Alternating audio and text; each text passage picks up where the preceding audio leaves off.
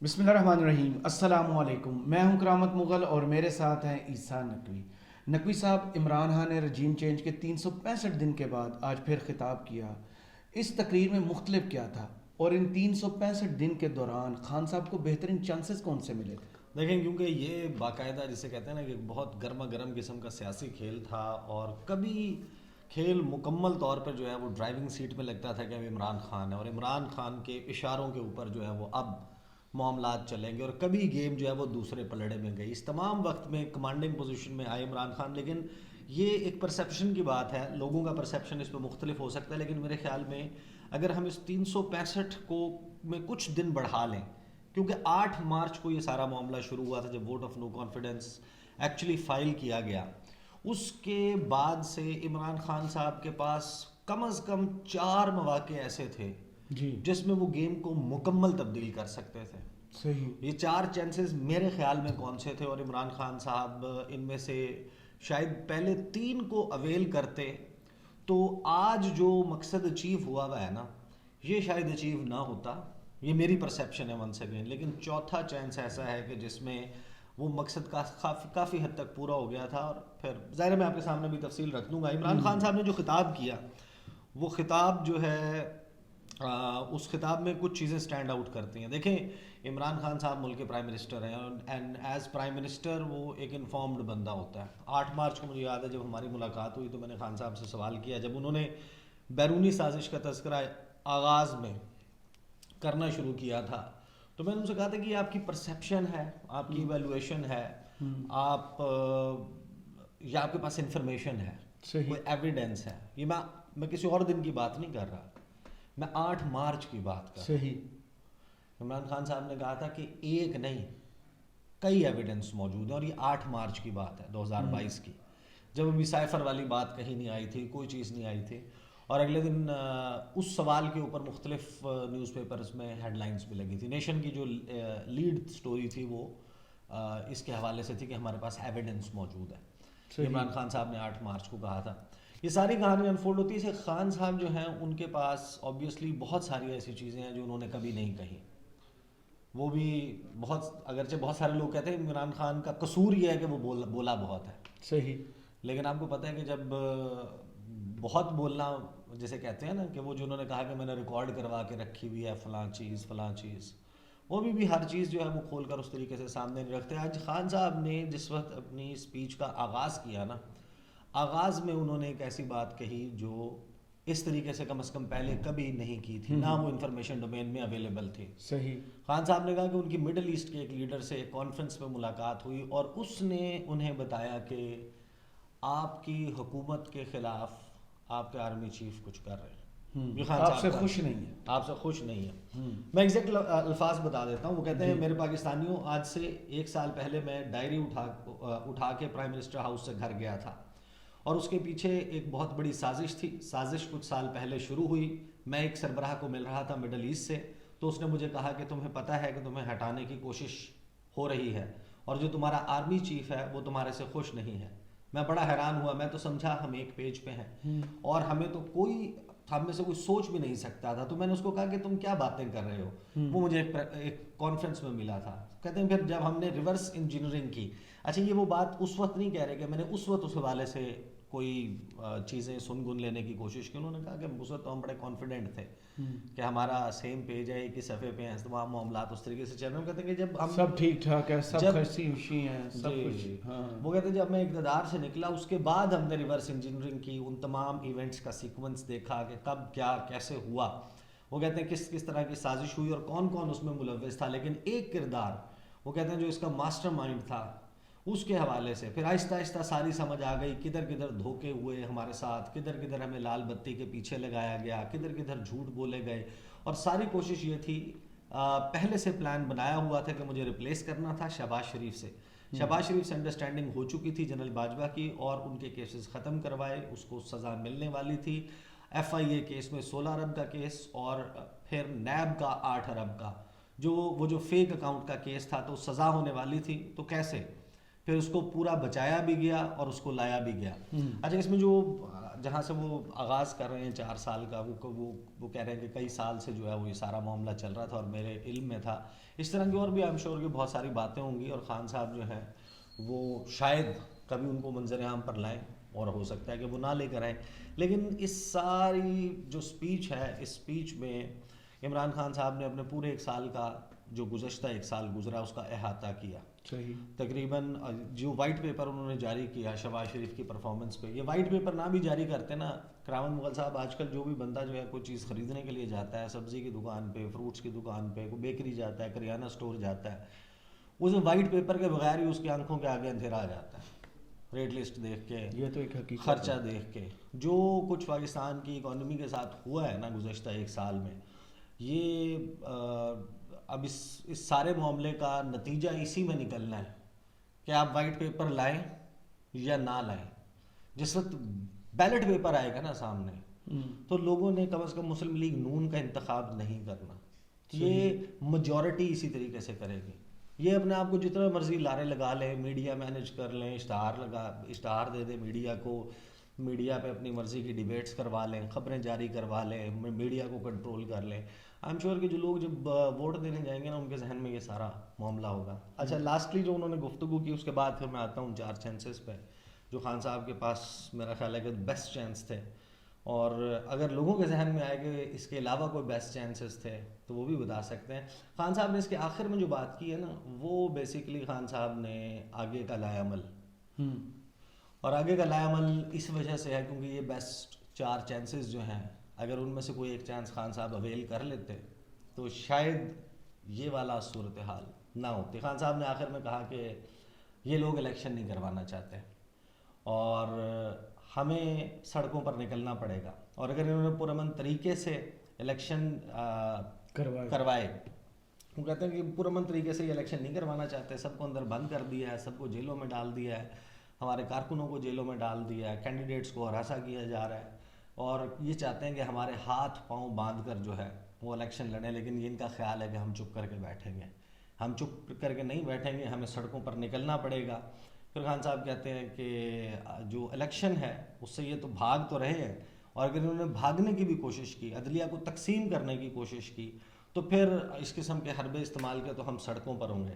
اچھا خان صاحب اور ان کی پارٹی جو ہے وہ باقاعدہ ایک بہت بڑی اسٹریٹ فورس بنی ہے, سڑکوں پر تو وہ ہیں, اور پبلک میں جس طریقے سے لوگ گیدر ہوتے ہیں اس سے آپ کو نظر آتا ہے کہ عمران خان صاحب اس 1 سال میں اگر کسی ایک بندے نے پولیٹیکلی سب سے زیادہ گین کیا ہے وہ عمران خان ہے. صحیح. عمران خان کی جو سیاسی فتوحات ہیں اس وقت میں, باقی جتنے بھی لوگ ہیں ان کی سیاسی فتوحات سب کو ملا بھی لینا, سب نے اپنی قسم کی رکھی ہوئی ہیں.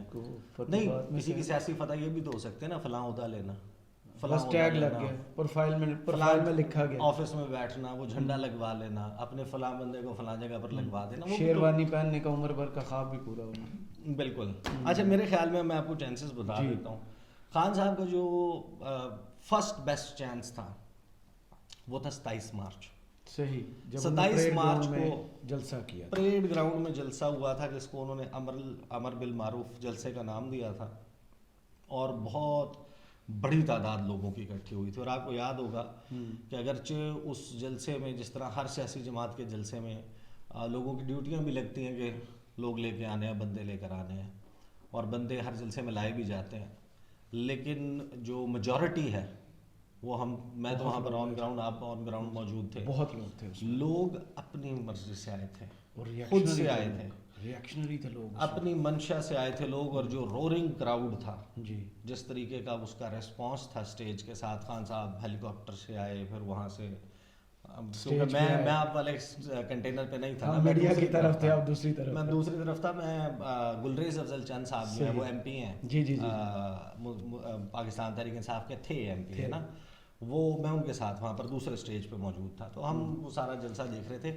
اس وقت جلسے کا ماحول یہ تھا کہ جلسے سے پہلے خبریں کیا چل رہی تھیں.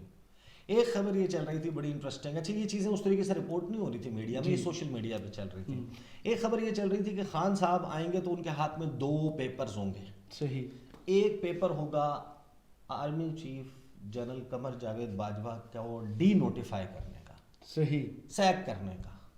اور دوسرا پیپر ساتھ ہی ان کے پاس ہوگا ایک نئے آرمی چیف کو تعینات کرنے کا. صحیح. ایک چل رہی تھی خبر یہ. صحیح.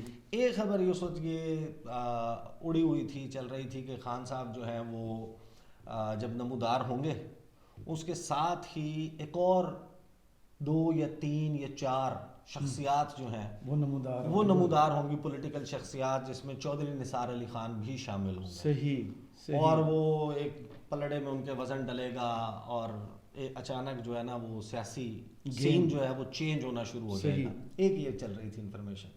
ایک انفارمیشن یہ چل رہی تھی کہ خان صاحب آئیں گے اور خان صاحب جو ہیں وہ اسمبلیاں تحلیل کرنے کا تو نہیں کر سکتے کیونکہ وہ ہے نو کانفیڈنس موشن ہو چکا ہے. تو خان صاحب یا تو اس حوالے سے کوئی اعلان کر دیں گے نو کانفیڈنس کے معاملے میں کہ ہم اس کو اس طریقے سے آگے لے کر چلتے ہیں اور ہم اسمبلیاں تحلیل کرنے جا رہے ہیں. صحیح. اگر آپ کی واپس لیں آفر کروا دیں گے اسٹیج سے, یا پھر خان صاحب ریزائن کا اعلان کر دیں گے. ہاں یہ زیادہ اس دن یہ خبریں چل رہی تھی. بٹ اس دن کے جب آپ آج واقعات کو دوبارہ سے یاد کرتے ہیں تو میرا خیال ہے کہ خان صاحب کا یہ ایک چانس تھا کہ جہاں پر انہوں نے سائفر لہرایا تھا, اس سائفر کو لہرانے کے بعد بہت سے لوگ یہ سمجھتے ہیں کہ اگر خان صاحب سٹیپ ڈاؤن کر جاتے یا خان صاحب اس دن آرمی چیف کے حوالے سے کوئی ڈیسیجن لے لیتے تو آج حالات مختلف ہوتے. اچھا, میں اب ان تینوں فرسٹ 3 بیسٹ چانسز جو ہیں ان کا میں آپ کو ایک کاؤنٹر جو ہے وہ بھی پیش کروں گا. دوسرا بیسٹ چانس خان صاحب کا تھا 2 اپریل کو, آپ کو یاد ہوگا کہ اسلام آباد سیکورٹی ڈائلاگ ہوا تھا. جی, اسلام آباد سیکورٹی ڈائلاگ میں خان صاحب نے تقریر کی تھی. خان صاحب نے یوکرین اور روس کے حوالے سے بات کی اور اپنے رشیا کے وزٹ کے حوالے سے بات کی. امریکہ جو ہے وہ کیسے دباؤ ڈال رہا ہے اور دباؤ ڈالتا ہے کہ آپ مذمت کریں, اس کے اوپر پوزیشن رکھی تھی. گورنمنٹ آف پاکستان کی پوزیشن اس وقت واضح تھی, بہت واضح ہو گئی تھی. خان صاحب کے بعد جو ہے وہاں پر آرمی چیف اس وقت کے جنرل قمر جاوید باجوہ نے تقریر کی تھی اور انہوں نے یوکرین رشیا کے معاملے پر روس کو کنڈیم کیا تھا. جی, اور جو پوزیشن ہے گورنمنٹ آف پاکستان کی, جو ریاست پاکستان کی پوزیشن تھی, اس سے ڈفرینٹ قسم کی پوزیشن لی تھی. اس دن شاید خان صاحب کے پاس دوسرا بیسٹ چانس تھا کہ وہ ایکسٹریم سٹیپ بھی لے سکتے تھے آرمی چیف کے حوالے سے. وہ ان کو ریپریمانڈ کر سکتے تھے, کون سے خطاب ان کو اپنا ڈسپلیئر شو کر سکتے تھے. تو وہ ان کا شاید سیکنڈ بیسٹ چانس تھا. صحیح. تھرڈ بیسٹ چانس خان صاحب کا بڑا انٹرسٹنگ ہے. صحیح. وہ تھا, آج تاریخ کیا ہے, 10 اپریل. جی, 10 April 2022 was I think the best chance for Imran Khan جب سارا Pakistan turn the tables. Absolutely. Imran Khan صاحب جو ہیں وہ 9 اپریل کی رات کو 9-10 کی رات جو بنتی ہے اس میں خان صاحب کہتے ہیں میں ڈائری اٹھا کے نکلا.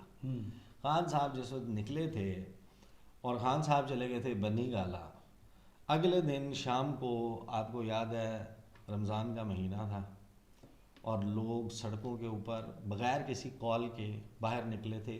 اور سب سے زیادہ جسے کہتے ہیں نا کہ جس فوٹیج نے سٹینڈ آؤٹ کیا تھا وہ کراچی کی فوٹیج تھی, قومی ترانے والی. ہر جگہ پہ لوگ قومی ترانہ. اچھا, مجھے اسلام آباد راولپنڈی کی سڑکوں پہ لبرٹی چوک لاہور, نہیں پنڈی اسلام آباد, ہاں جی, ہر جگہ پہ لوگ باہر نکلے ہوئے تھے اور وہ عجیب و غریب قسم کا ایک نا لوگوں میں, ہم لوگ تو پارلیمنٹ کے باہر سین دیکھ رہے تھے, وہ ساری سچویشن چل رہی تھی. وہ میرا خیال ہے خان صاحب کا چانس تھا کہ اس دن خان صاحب بلی گالا سے نکلتے, ڈی چوک آ جاتے اور کال دیتے کہ گھر نہیں جانا, جتنے لوگ باہر نکلے سب رخ کرو ڈی چوک کا, آ جاؤ, یہیں پہ فیصلہ ہوگا, عوام ہی فیصلہ کریں. اور عوام کا اس وقت سینٹیمنٹ اتنا ہائی تھا. اس دن کی سینز کو جب آپ یاد کرتے ہیں تو آئی تھنک خان صاحب کا بیسٹ چانس لوگوں کو ساتھ نکالنے کا وہ یہ تھا کہ وہ خود آتے اور آگے ڈی چوک بیٹھ جاتے. And then third best chance Khan صاحب ہیڈ وہ تھا 18 مئی سے 25 مئی کے دوران, لانگ مارچ والا. آن دا بیسس آف انفارمیشن میں آپ کو بتا سکتا ہوں کہ اس وقت کی صورتحال ہمیں یہ بتاتی ہے کہ شہباز شریف صاحب جو ہیں وہ ریزائن کا فیصلہ کر چکے تھے. اچھا, شہباز شریف صاحب کے ریزگنیشن کے بعد جو گڈ بائی اسپیچ ہے 1 مہینے کے فواد ہی میں بالکل میں مئی کی 18 تاریخ بتا رہا ہوں. یہ تو خیر جنرل باجوہ سے منسوب کر کے کچھ چیزیں رپورٹ بھی ہوئی ہیں نا, جی, لیکن یہ ہم نے اس وقت گزشتہ سال کچھ ویڈیوز میں اس کے اشارے بھی دیے تھے, کچھ پروگرامز میں بیٹھ کے بھی اس کے اوپر بات ہوئی تھی کہ گورنمنٹ جو ہے اس وقت ڈیسائیڈ کر چکی تھی کہ ہم خداحافظ کرنے لگے ہیں. اس وقت آپ کو یاد ہوگا کہ ایک دو چیزیں بڑی انٹرسٹنگ ہوئی تھیں اور شاید کچھ مس کیلکولیشن تھی, اس کی وجہ سے خان صاحب جو ہے وہ ملتان جلسے پہ گئے تھے. بالکل. اس وقت انفارمیشن یہ تھی کہ شہباز شریف صاحب کی خداحافظ کرنے والی اسپیچ جو ہے وہ لکھی جا چکی ہے اور وہ لکھی عرفان صدیقی صاحب نے, اور یہ خان صاحب کو نہیں پتا کچھ لوگوں نے تھا. اس کا ٹیکسٹ بھی پڑھا ہے. خان صاحب کو یہ نہیں پتا تھا. نہیں, خان صاحب کو بتایا گیا تھا. اچھا, بتایا گیا تھا. سنیں نا اس میں گیم کیا ہوئی تھی. اچھا. اور ظاہر ہے کہ اس میں ورشنز ہیں مختلف. صحیح. تحریک انصاف کے لوگوں کا اپنا ورشن ہے, نون لیگ کے لوگوں کا اپنا ورشن ہے, اسٹیبلشمنٹ سے قریب لوگ جو ہیں وہ کہتے ہیں کہ جو گفتگو چلتی ہے اس میں یہ انفارمیشن سامنے آتی ہے. 18 مئی کو 2022 خان صاحب جو ہے وہ اپنی کیمپین ان کی چل رہی تھی, یہاں پر تقریر لکھی جا چکی تھی. کچھ 27-28 مئی کو IMF کے ساتھ غالباً دوحہ میں مذاکرات ہونا تھا, راؤنڈ ہونا تھا. مفتاح اسماعیل نے جانا تھا جی, اور اس وقت اسٹیبلشمنٹ جو ہے وہ سینئر لیول پہ PTI کے ساتھ رابطے میں تھی. اچھا. اس وقت وہ بیک ڈور جس کا ذکر کر چکے بات چیت چل رہی تھی کہ کیا کرنا ہے, کس طریقے سے اس معاملے سے نکلنا ہے, الیکشنز کروانے ہیں. تحریک انصاف کو یہ کہا گیا, کمیونیکیٹ کیا گیا, ایک ان کو یہ کمیونیکیشن کی گئی کہ جناب شہباز شریف جو ہیں وہ ریزائن کرنے والے ہیں. اچھا. سب کچھ طے ہو گیا ہے. اور اس کے اوپر تحریک انصاف نے یہ کہا تھا, اور اس میں شاہ محمود قریشی صاحب نے کہا تھا کہ آپ نا ہمیں شہباز شریف کا ریزگنیشن نہیں چاہیے.